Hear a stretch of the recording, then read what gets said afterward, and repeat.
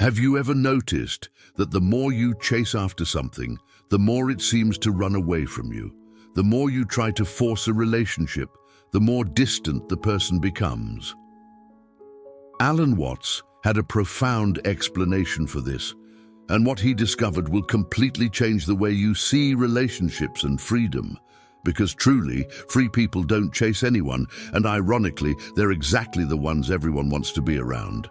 If you've been through this or know someone who's always chasing relationships, subscribe to the channel, hit that like button on this video, and comment down below if this has happened to you or if you know someone like this, because this discussion is going to open your mind in ways you never imagined. Alan Watts observed something fascinating about human nature. He noticed there's a fundamental paradox in how we seek love and connection.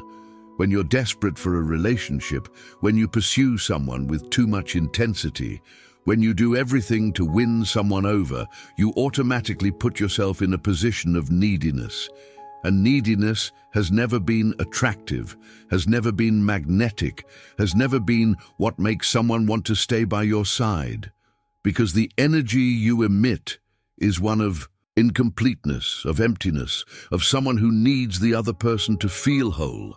And people sense this, even if unconsciously they perceive that you're trying to fill a hole inside yourself with their presence. And that's heavy. That's a responsibility no one wants to carry, because no one wants to be another person's emotional crutch. Watts taught the Taoist concept of Wu Wei, which means non-action or non-forcing. This doesn't mean staying still doing nothing. It means acting in harmony with the natural flow of life, without resistance, without unnecessary effort, without trying to control and manipulate outcomes. When you try to force a relationship to happen, when you plan every message, when you calculate every move, when you try to mold yourself to be what you think the other person wants, you're going against Wu Wei. You're swimming against the current, and this exhausts you. This creates tension. This makes everything seem artificial and forced, because it actually is artificial and forced. The other person feels that you're performing, that you're not being genuine, and this pushes away instead of bringing closer. Now think about truly free people.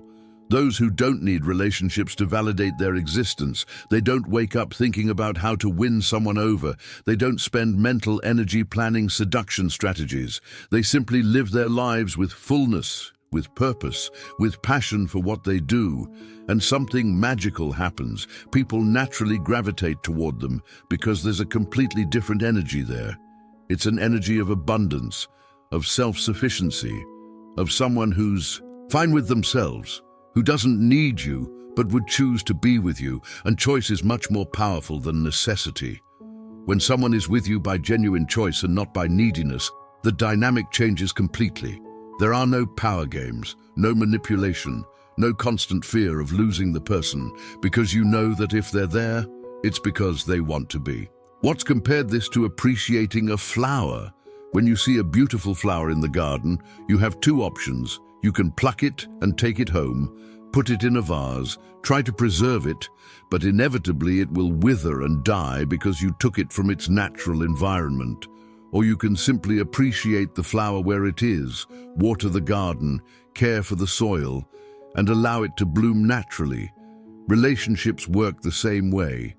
When you try to possess someone, when you try to control, when you try to guarantee that the person will never leave you, you're plucking the flower. You're killing exactly what attracted you to it in the first place.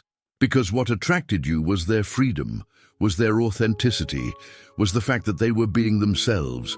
And when you try to imprison that, you destroy it. The truly free person understands that every relationship is temporary. This isn't pessimism, it's reality. Everything in life is impermanent. People change, circumstances change, feelings evolve. And when you fully accept this, when you stop resisting this fundamental truth, an enormous weight lifts from your shoulders. You stop trying to control the uncontrollable.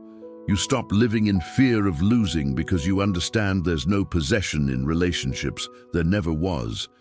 It's an illusion we create to feel secure, But this security is false. It's fragile, it's built on sand, because you can't guarantee that someone will stay with you forever, no matter how hard you try, no matter how many sacrifices you make, no matter how you contort yourself to please.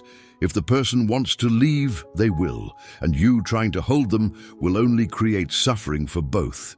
So what does the free person do? They appreciate the present moment. They don't obsess over the future of the relationship. They don't ruminate on the past. They're completely present with the person who's by their side now. And this total presence, this capacity to be 100% there, without hidden agenda, without suffocating expectations, without need for guarantees, this creates a depth of connection that most people never experience. Because most are so worried about not losing the relationship that they can't really live it. It's like being at an incredible concert, but spending the whole time recording on your phone instead of enjoying the music. You're so focused on trying to preserve the moment that you miss the moment. Watt said that the ego is the root of all suffering in relationships. The ego is this sense of being a separate self that needs to defend itself, that needs to compete, that needs to accumulate things and people to feel complete. When you operate from the ego, relationships become transactions. You give something expecting to receive something in return. You invest time and energy as if they were coins that will give you the right to a certain return. And when the return doesn't come the way you expected, you feel betrayed, used, wronged, but this is a completely distorted way of relating to other human beings, because people aren't investments, aren't projects, aren't objects you acquire and possess. They're complex beings, constantly changing, with their own journeys and paths, and you don't have the right to demand that they be what you need them to be. The free person has transcended this ego game. They're not in relationships to fill voids, to prove their worth, to have someone who makes them feel special. They already feel complete alone. The relationship isn't a necessity, it's a bonus. It's a wonderful addition to a life that was already good. And this difference in perspective changes everything. When you don't need the relationship to survive emotionally, you can truly choose to be in it. You can appreciate the person for who they are, and not for what they do for you. You can love without strings, without impossible expectations, without the sick need to control every aspect of the other person's life. And here's the most beautiful paradox of all. When you stop needing relationships, when you stop chasing, when you become truly self-sufficient and free, relationships start appearing naturally in your life, but of a completely different quality, because you're no longer attracting people who want to save you or be saved by you. You're no longer attracting codependent and toxic dynamics. You're attracting other free people, other complete people, and the connection between two complete people is something rare and beautiful, because it's not based on need. It's based on genuine mutual appreciation, on conscious choice, on wanting to share life, not because you need to, but because you want to. But reaching this point of freedom isn't easy. It requires you to do deep inner work. It requires you to face your fears of loneliness, your fears of abandonment, your childhood wounds that make you seek external validation. It requires you to build a life so rich, so full of meaning, so aligned with your values and purposes that the presence or absence of a romantic relationship doesn't determine your fundamental happiness. And this scares many people because it means taking total responsibility for your own emotional life. It means stopping blaming others when you feel bad. It means stopping waiting for someone to appear and solve your problems. It means truly growing up, truly maturing, truly becoming an emotional adult. Watts also talked about the difference between love and attachment. Most people confuse the two things. They think they're loving when they're actually attached. Attachment is based on fear. It's the need to hold on, to control, to guarantee that the person won't leave. Attachment says, I need you to be happy, I can't live without you, I'll do whatever it takes to keep you in my life. And this sounds romantic in movies and songs, but in real life it's suffocating. It's destructive. It's the opposite of love, because real love is liberating. Real love wants the other person to be free, to be totally themselves. Real love doesn't put conditions, doesn't emotionally blackmail, doesn't manipulate through guilt. Real love says, I appreciate you exactly as you are. I don't need to change you. I don't need you to be different for me to feel good. And if one day our paths need to separate, I'll feel the pain of that separation, but I'll let you go because your well-being and your authenticity are more important than my need to have you around. How many times have you seen relationships where one person or both are trapped, not by love, but by fear? Fear of being alone, fear of starting over, fear that no one else will want them. Fear that age is advancing and this might be the last chance. These relationships are prisons. No matter how much people try to convince themselves they're happy, there's an energy of resignation, of being stuck, of having given up on something better. And Watts would say, this is no way to live. This isn't being truly alive. This is just existing. It's going through the days in a kind of emotional living death. And all because people are afraid of freedom, afraid of what it means to be with themselves, afraid of discovering who they really are when there's no one beside them to define their identity. The truly free person has made peace with solitude. They don't see loneliness as something to be feared or avoided at all costs. They understand there's a difference between loneliness and being alone.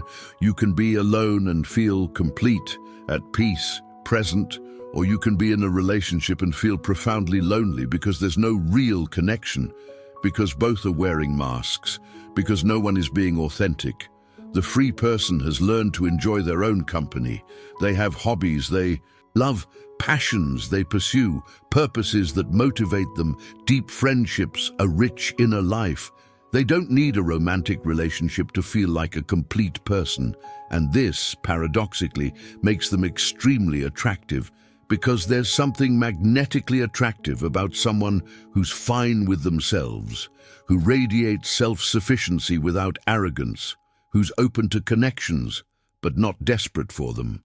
Watts taught that we should treat relationships like dancing. When you dance with someone, the goal isn't to reach a specific place on the floor. It's not about the destination. It's about the movement, about the synchronicity, about being present with your dance partner. And when the music ends, you don't get devastated because the dance is over. You thank them for the experience, for the beauty of those moments, and move on. Relationships are like this. They have their own rhythm, their own music, and trying to force a dance to continue when the music has already ended only creates discomfort and resentment. The free person dances while the music plays, dances with total surrender and presence. And when it's time to stop, they stop. They don't try to force a few more songs. They don't ruminate on what could have been different. They simply thank for the dance and remain open to the next one, whether with the same person or someone new. Another crucial aspect that Watts addressed is that free people don't try to complete each other. This romantic idea that you are my other half, that you complete me, that we were made for each other, all of this is beautiful poetically, but it's deeply problematic in practice, because if you believe you need another person to feel complete, you're saying that alone you're inadequate, you're incomplete, you're insufficient. And how can you build a healthy relationship from that premise? 2. Incomplete beings coming together don't create completeness. They create codependency. They create a dynamic where each is trying to extract from the other what they can't give themselves. And this is a recipe for resentment, frustration, and eventual collapse of the relationship, because no one can be everything for another person. It's an impossible weight to carry. Truly healthy relationships happen when two complete individuals choose to share their lives, not because they need to, but because they want to, not to fill voids, but to create something new together, to expand their experiences, to grow side by side while maintaining their individualities. Each person maintains their autonomy, their interests, their friendships, their inner life, and at the same time chooses to connect deeply with another person. There's space for intimacy and space for independence. It's not suffocating, it's not limiting, it's expansive, it's liberating. Both become better versions of themselves, not because they're trying to please the other, but because the other's presence inspires natural growth. What's also observed, how our society conditions people from early on to believe they need relationships to be valid, especially women, but men too. We're bombarded with messages that our value is tied to having someone. Movies, songs, books, everything reinforces this narrative that you need to find your great love to have a meaningful life. And this creates tremendous pressure, creates anxiety that time is passing, that you're falling behind, that there's something wrong with you if you're not in a relationship. And this pressure makes people throw themselves into inadequate relationships just to not be alone, just to be able to say they have someone, just to meet social expectations. But this is a deep betrayal of yourself.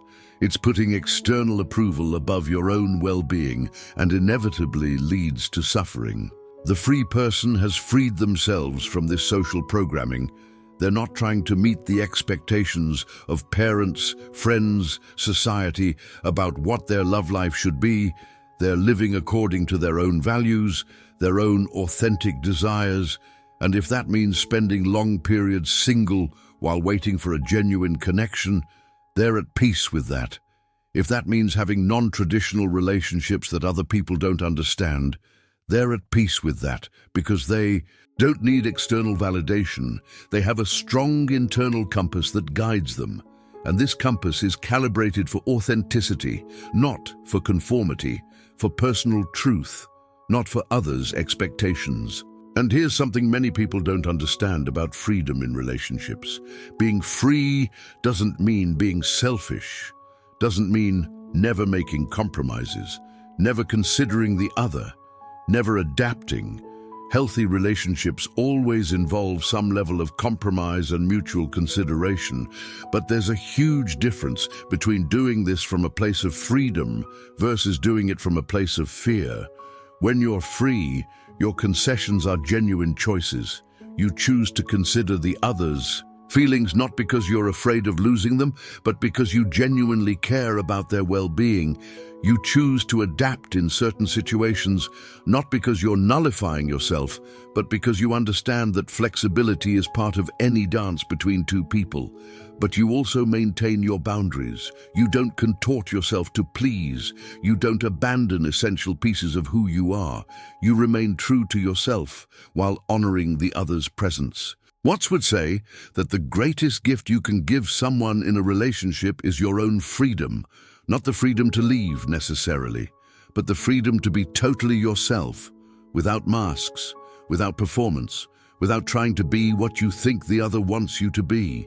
And when you give yourself this freedom, you automatically grant the same freedom to the other. You create a space where both can exist authentically, where there's no judgment, no attempt to change the other. Know that constant tension of trying to maintain a facade, and in this space of mutual authenticity, deep connections become possible because you're not relating to masks, you're relating to real human beings, complete, imperfect, and there's profound beauty in that. But this also means you have to be willing to be seen, truly seen, in all your imperfection, in all your vulnerabilities, in all your less glamorous aspects. And this scares many people. It's much easier to keep the masks on. It's much more comfortable to perform an edited version of yourself because there's always the fear that if the person sees who you really are, they'll reject you. But then you're back to the same place of insecurity and neediness.